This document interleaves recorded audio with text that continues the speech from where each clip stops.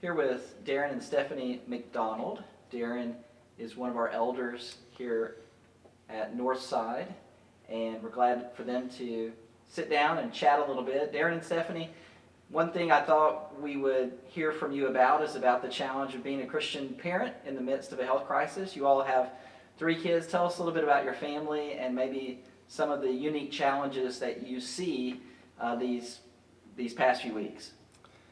So, we have 3 children. I got that right. Won't even try their ages, but one was off at college at Harding.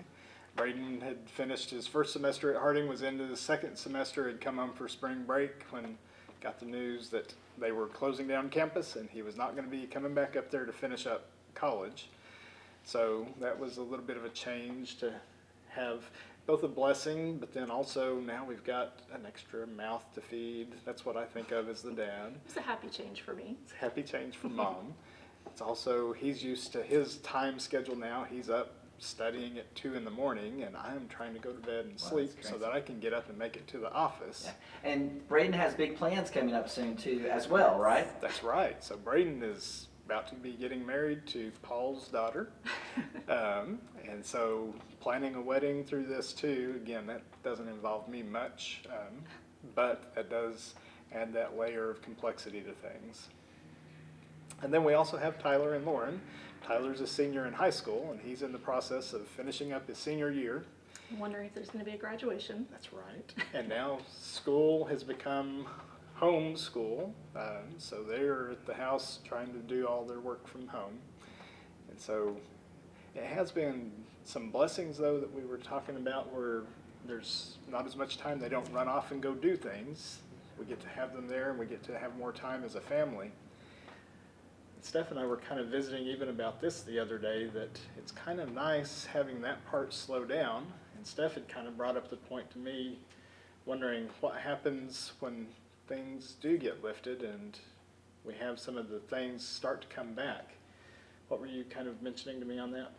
I was kind of just thinking, I've seen a lot of posts on Facebook about, how wonderful it is that we've had more family time together and time to slow down and how much everyone has appreciated that. And it got me to wondering, well, what happens when everything comes back? Does this make a change for our families? Do we start protecting our families a little bit more, or do we automatically just go back? And I know initially we'll probably all be very excited to be able to leave our homes, and go do things that we haven't been able to do. But in the long term, I wonder if this will change how our family unit is conducted. Maybe there's some activities that you've never even missed a bit. And maybe you say, boy, why were we spending all of our time doing that? And maybe you pull back and have a little more protected family time than maybe we were doing before. I think you used the analogy, you said it's almost like jumping back on a hamster wheel. Some of the things that we've done maybe were about as pointless as a hamster wheel, and you're running and not really going anywhere. And maybe we would reevaluate those activities and see, is it taking us anywhere, or are we just doing a lot of running and not getting anywhere?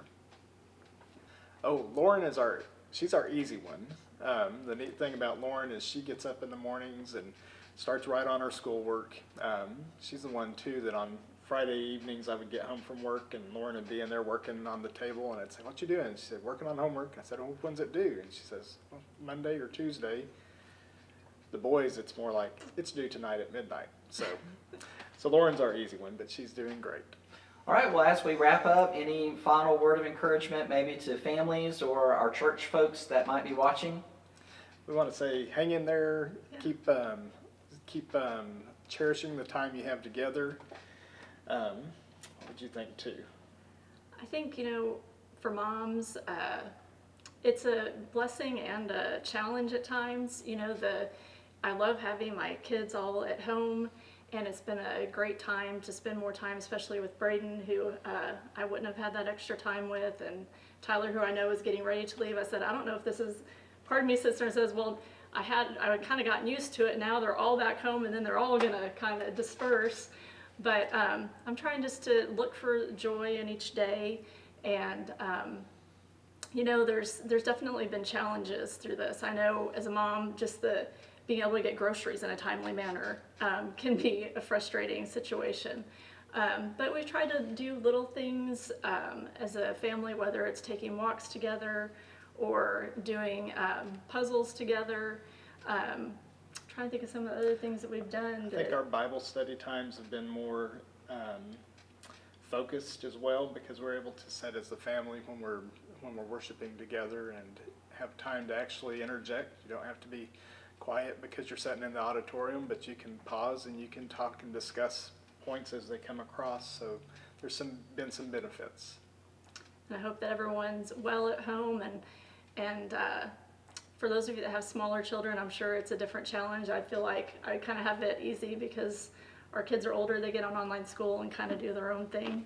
So I pray for all of those out there that are struggling maybe with younger ones and the difficulty of schooling that way, but hang in there, it'll get better. And everyone is definitely in our prayers.